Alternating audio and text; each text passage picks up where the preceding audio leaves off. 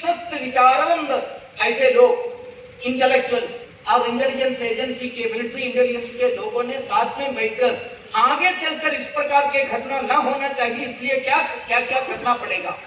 Kargil war was a complete success, ये भी हमको मालूम है। ये कारगिल वॉर का जो history and tactics and strategy is a study material for the whole world. अभी पूरे विश्व के सैनिक अकादमियों में ये एक पढ़ने के लिए उन्होंने चुन लिया है। क्यों? हम सभी को मालूम है, हमसे बहुत सारे लोग उस समय अखबार पढ़ने वाले लोग ही थे, छोटे बच्चे नहीं है। हाँ, यानी पाकिस्तान के फौज कहां बैठे थे? 90 डिग्री ऊपर, पहाड़ के ऊपर बैठे थे। अगर इंडियन सोल्जर्स आगे आए तो केवल यानी बंदूक या बारूद की जरूरत नहीं था, केवल पत्थर से सभी को मरा सकते थे। फिर भी हमारे यहाँ के विक्रम बात्रा जैसे लोगों ने दिल मांगे है मोर ऐसा करके ये 90 डिग्री का जो पर्वत चढ़ के ऊपर जाके ये सभी को यमपुरी में भेज दिया और जीत लिया। लेकिन वो युद्ध में 500 से ज्यादा हमारे सैनिकों की मृत्यु हुई। इसका विश्लेषण किया और बाद में हमारे सैनिक नेताओं ने, ऑफिसर्स ने ये निर्णय पर आया हमारे लिए एक सेंट्रल कमांड की जरूरत है। तीनों सेना ने तय किया, सजेशन गवर्नमेंट को दिया। Unfortunately government was changed, government change हो गया। 10 साल के लिए हमको वेट करना पड़ा। उसके बाद जब नरेंद्र मोदी प्रधानमंत्री बने, पार्लियामेंट के अंदर, राज्यसभा के अंदर चर्चा की सीडीएस की जरूरत के बारे में, और at the end of the day on अगस्त 15 नरेंद्र मोदी जी ने इसका घोषणा किया, सीडीएस तीनों सेना के एक सेनाध्यक्ष का आवश्यकता है, ऐसा करके घोषणा किया। बस एक अनकॉन्स्टिट्यूशनल मेथड, पूरी तरह डेमोक्रेटिक ढंग से स्ट्रैटेजिकली हमने डिसाइड किया है। लेकिन फिर भी एक इस्लाम और लेफ्टिस्ट ने लिखा इट वाज अनकॉन्स्टिट्यूशनल। इससे भी ज्यादा खतरनाक कमेंट है, इसके बाद लिखा है know that will not make any man Saint. इसका अर्थ क्या है? ये बिपिन रावत जी सेंट नहीं है, ऐसा कहने का मतलब क्या है? वो राक्षस थे क्या? ऐसा कहने वाले लोग हैं वो लोग सब, वो जमैकन लेडीज, मैंने इसलिए जमैकन लेडीज और गर्ल का ये बात बताया। मैं ये 15-20 दिन पूरे भारत में घूमकर भारत के इतिहास सुनने के बाद, गांव-गांव के इतिहास सुनने के बाद, there are lot of things to be told to the whole world, ऐसा मुझे लगा। So sir, you have to say, you have to tell your story, ऐसा बताया। लेकिन हमारे स्टोरी को क्या हुआ था? हमारे ये स्टोरी यानी हिस्ट्री क्यों हम लोगों को ठीक तरह से बता नहीं सकते हैं?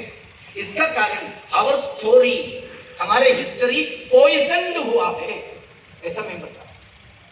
ये पॉइजन्ड कैसा हुआ, विषैली कैसा हुआ, ये भी समझकर मैं विषय के अंतिम बिंदु पर पहुंचूंगा। ये पॉइजन करने के लिए कुछ लोगों ने जबरदस्त प्रयास किया है। एक नाइजीरियन हिस्टोरियन और नॉवेलिस्ट है बेन ऑक्री, वो बेन ऑक्री बुकर प्राइज विनर भी है। उन्होंने एक बार दिल्ली में आए, वो दिल्ली में आने के कारण वगैरह तो मैं विस्तार से नहीं बता रहा हूँ। वो आकर दिल्ली में पत्रकार बंधुओं के साथ एक चर्चा में उन्होंने बताया अफ्रीकन हिस्ट्री और इंडियन हिस्ट्री के साथ जो हुआ दुर्व्यवहार, एक प्रकार से कॉलोनियल मास्टर्स ने क्या किया, इसका विस्तार से चर्चा करने के बीच में उन्होंने बताया, if you want to destroy poison a nation, poison its stories. यानी एक देश को नष्ट करना है तो इसके हिस्ट्री को नष्ट करना। ये कॉलोनियल हिस्टोरियंस ने भारत में किया है, भारत के अंदर। ये पक्का है ना, आप सभी लोगों को मालूम है। अनफॉर्चुनेटली दैट पॉइजन्ड हिस्ट्री, पॉइजन हो गया है तो क्या होता है? देश पूरा डिमोरलाइज्ड हो जाएगा। देश डिमोरलाइज्ड हो गया है तो क्या होता? Next step, that nation will start telling demoralised stories to itself. स्वयं बताना प्रारंभ करते हैं। ऐसा हुआ है तो फिर क्या होगा? उस देश एक साइकिक डिस्ट्रक्शन के तरफ जाएगी, साइकिक डिस्ट्रक्शन। अभी भारत की हालत भी वही है। इसको ठीक करने का एक अच्छा सुनहरा मौका इस रूप में, देशभक्त समाज इस रूप में हम लोग आगे निकलने की आवश्यकता है। भारत के इतिहास, स्वतंत्रता संग्राम के इतिहास ठीक तरह से समाज के सम्मुख रखने का प्रयास करना। इसमें अनसंग हीरोज के बारे में अभी तक बताया नहीं, चर्चा नहीं कर रहे हैं, उस प्रकार के इतिहास समाज के सम्मुख हम लेकर आना है। पूरे भारत में हुए संघर्ष के बारे में, ये केवल कुछ लोग ऐसा भी कहते हैं भारत के स्वतंत्रता संग्राम इट वाज प्रिडोमिनेंटली एक नॉर्थ इंडियन अफेयर। आपको खुशी होगी क्योंकि आप नॉर्थ इंडिया के हैं, लेकिन बेचारे मैं क्या करूं, मैं साउथ से हूं। क्या मैं साउथ में ऐसा स्वतंत्रता संग्राम नहीं हुए क्या? हमने पहले ही मैंने बहुत सारे कहानियां यानी एक एक उदाहरण बताने के लिए कोशिश किया, पूरा विस्तार से नहीं तो भी साउथ का भी योगदान था, पूरे भारत में नॉर्थ ईस्ट का भी योगदान था स्वतंत्रता संग्राम में।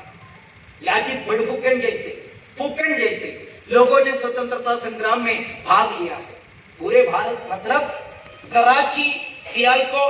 कराची, रावलपिंडी, लाहौर से लेकर ढाका, सियालकोट तक विशाल भारत एक व्यक्ति के रूप में भारत के स्वतंत्रता का लिए लड़ी। It was a pan Indian movement, not a particular area related